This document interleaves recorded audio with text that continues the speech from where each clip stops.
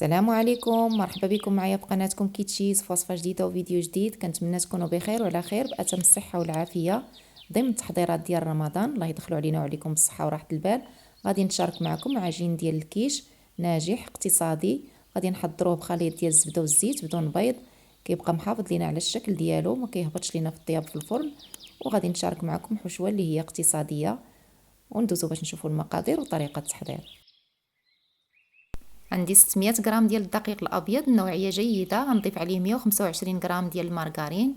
ممكن تعويضها بالزبده الحيوانيه، بما ان حنايا قلنا العجين غادي يكون اقتصادي استعملت هنايا المارغرين. نصف كاس ديال الزيت النباتيه، ممكن تعويضها بزيت الزيتون. معلقه صغيره ديال الملح، معلقه كبيره ديال السكر حبيبات، القليل من الزعتر والقليل من الفلفل الاسود باش نسمو العجين ديالنا، ربع ملعقه صغيره ديال الخميره الكيماويه، ما نكتروش، ما نفوتوش 2 غرام تقريبا.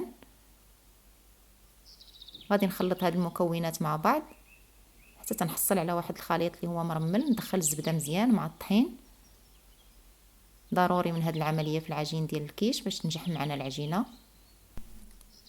من بعد ما كنحصل على خليط يكون مرمل بهذا الشكل، غادي نضيف هنايا معلقه صغيره د الهريسه، كتبقى اختياريه، نصف معلقه صغيره ديال بودره الثوم او بودره البصل اللي متوفر.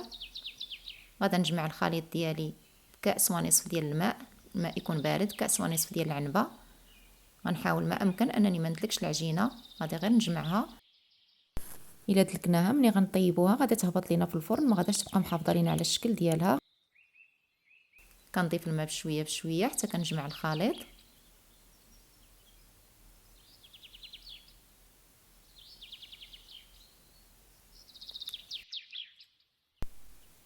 نوضع الخليط فوق سطح العمل، نجمعو باش ندخل فيه الكميه ديال الطحين كامله. كاس ونصف ديال الماء كافي لينا باش نجمع لينا العجين. كنحاول ما امكن انني ما ندلكهاش. السر ديال نجاح العجين ديالنا باش ما يهبطش لينا في الفرن هو اننا ما ندلكوهاش.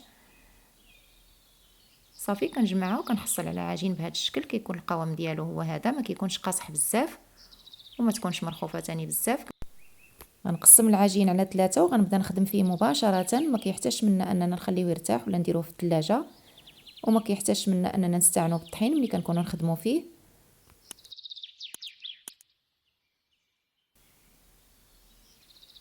ما نرقوش العجينه بزاف وما نخليوهاش ثاني غليظه بزاف. صافي كنطلق العجين ديالي بهذا الشكل، وكنجيب واحد الاطار يكون كبر من القالب اللي غادا نستعمل. صافي وكنبدا نقطع في العجين ديالي بهذا الشكل.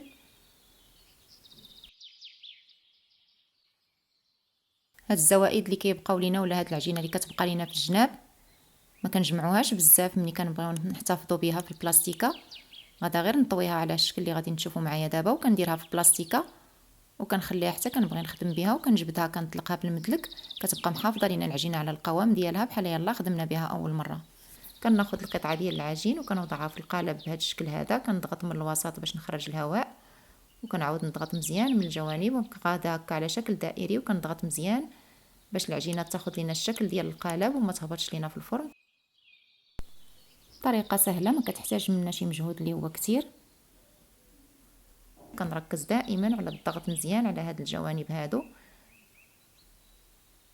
ما نخليوهمش غلاظ بزاف وما نرقوهمش ثاني بزاف باش ما يتحرقوش لينا في الطياب. من بعد ما كنضغط عليها مزيان كنحيد هاد الزوائد ديال العجين بالاصابع ديالنا بهذا الشكل هذا باش كيجينا الشكل ديال الكيش ديالنا مقاد. صافي وكنستمر بنفس الطريقه حتى كنكمل هاد الشكل الدائري. وبالنسبه للشكل البيضاوي كناخذ القالب، كنجيب هاد القطعه ديال البيتزا وكنقطع قطعه العجين تكون كبر من الحجم ديال القالب اللي عندي، هاد الشكل هذا. ضروري ما تكون القطعه ديال العجين اكبر من القالب باش كتساعدنا في الخدمه. صافي كناخذ القطعه ديال العجين كنحطها وسط القالب، كنضغط من الوسط ونحاول نخرج الهواء باش ما تنفخش لينا في الطياب في الفرن، وكنركز على الضغط على الجوانب مزيان. نفس الطريقه باش حضرت ليه الكيش اللي على شكل دائري. صافي دوك الزوائد كنحيدهم بهذا الشكل هذا بالاصابع ديالنا، وكيكون هذا هو الشكل ديالهم.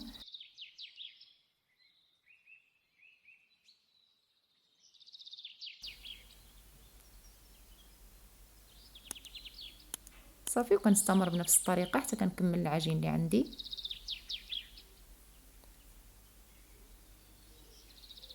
كنجيب واحد الشوكه وكنثقب هاد لي فون ديال الكيش، كنثقبهم مزيان.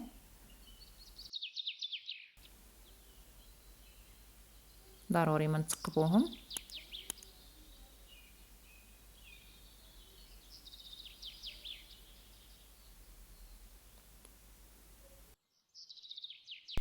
وكناخذ هاد الكاسات هادو كنوضعهم هكا وسط القوالب.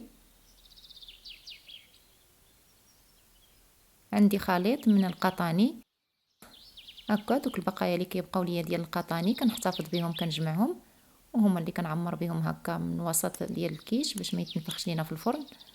ممكن تستعملوا اي حاجه متوفره عندكم. انا كنستعمل هادو، كنخليهم كيبقاو واحد المده طويله عاد باش كنبدلهم.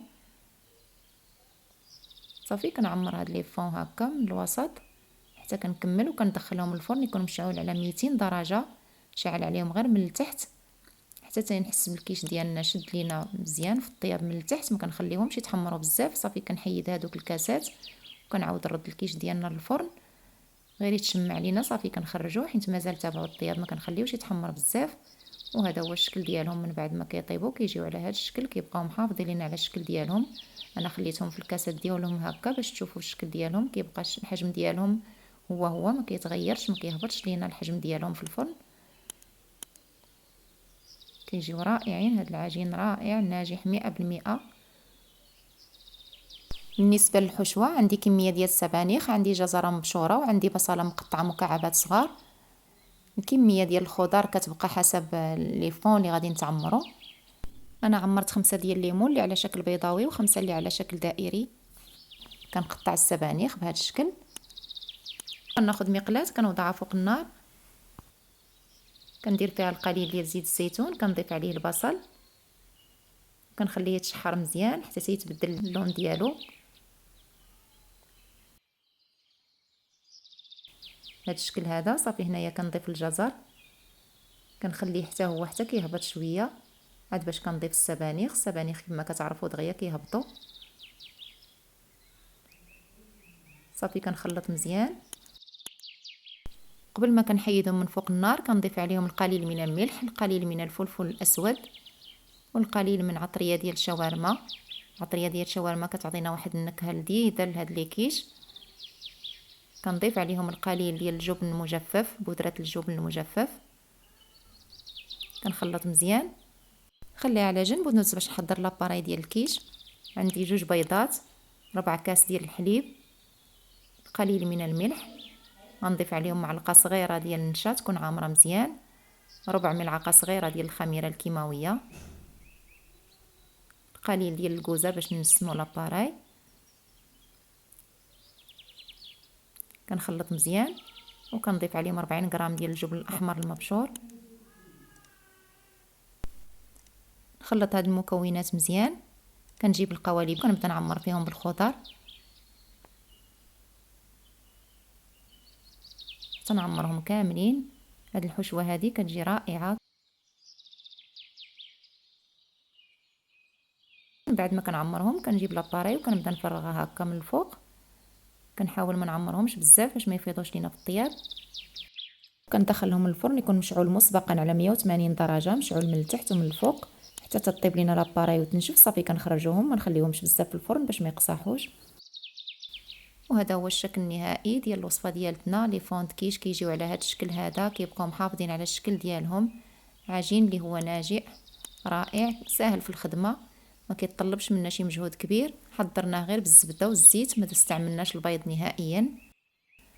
بالنسبه للكميه اللي عطاني هذا العجين، عندي 20 حبه من الشكل البيضاوي و30 حبه من الشكل الدائري. والحشوه اللي حضرت معكم كتجي لذيذه وكتجي رائعه. العطريه ديال الشاورما والبودره ديال الجبن المجفف كيعطيها واحد اللذه رائعه.